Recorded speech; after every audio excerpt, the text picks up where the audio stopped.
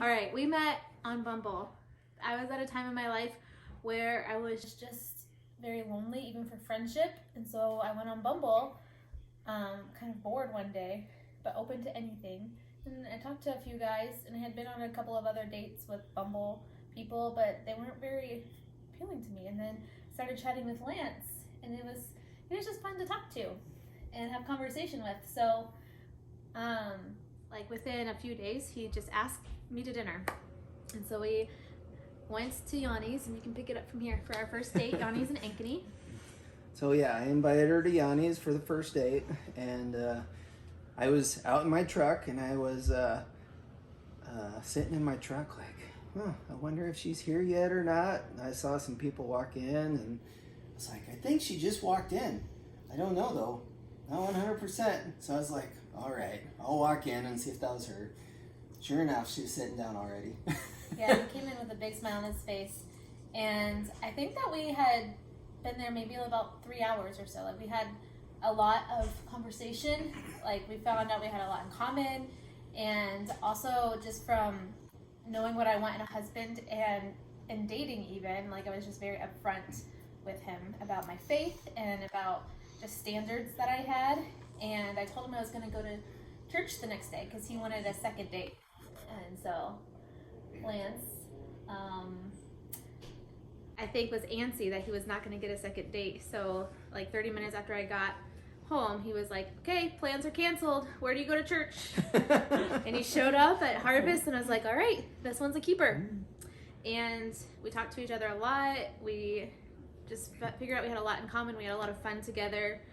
I think at one point I went on a trip earlier on, and he thought that I kind of ghosted him a little bit just to see. I didn't want to be obsessed with him, and I think he thought that we were kind of done, but we weren't. We just kept hanging out and spending a lot of time together, and I started telling friends and family who were excited about him, and people at church were getting to know him, and I could tell he was growing in his faith and in his relationship with the Lord, and prayer and reading the Bible and getting to know people at church. And so then I wanted him to meet my dad. Go ahead. And so she invited me to go on this trip to Italy with her. 1.5 months into us dating. Okay. And I think that was kind of scary for both of us, but also just felt right. And, you know, we had support from friends and family, and my dad obviously supported it. And so we went on this big extravagant trip 3 months into dating to Italy. And it was going to be my birthday that week, and everybody knows I love my birthday. And I was kind of nervous to see my dad because I don't see him often. But I remember actually talking to Katie. Katie's the one who put the idea in my head. She was like, you think he's going to propose to you in Italy? I was like, and then I asked Lance if on a walk one day, I was like, have you ever considered proposing to me in Italy? And Lance can't lie. And he tried to like distract me. Well, you weren't going to tell him that you thought this was going to happen a little sooner on our camping trip? Yeah, we went on a camping trip where we had 2 tents, mind you. But I just kept, because my dad, we're all over the place now. My dad had texted me on our way out to the campsite. He's like, so I talked to Lance last night, and just because of how random that was, I was like, Lance, did you ask my dad? It was kind of fun. Yeah. I don't do so secrets then you very had well. all them questions for me, and we're just questioning me, and I was trying to keep this undercover because I had not totally set this up yet. Yeah, so I was just waiting for him to like give me a ring, but he didn't have the ring yet. I found out later. So we went to Italy, and I actually knew he had the ring, but I was trying to pretend like I didn't know. But he knew that I knew. But he had it like in his carry-on bag, and it's a good thing he did because we ended up losing our luggage and getting stranded in Germany, in a German airport. And I think by the time we landed in Rome, we were just like, we've seen it all. He's seen my good side, my bad side, I haven't brushed my teeth in 24 hours side, and I think you had a plan, because we planned out our itinerary every day, what we wanted to do for my birthday, and I think you had planned to do it on my birthday. we were talking about going up the volcano and looking over the side of the volcano. It's like, oh, that would be a perfect opportunity.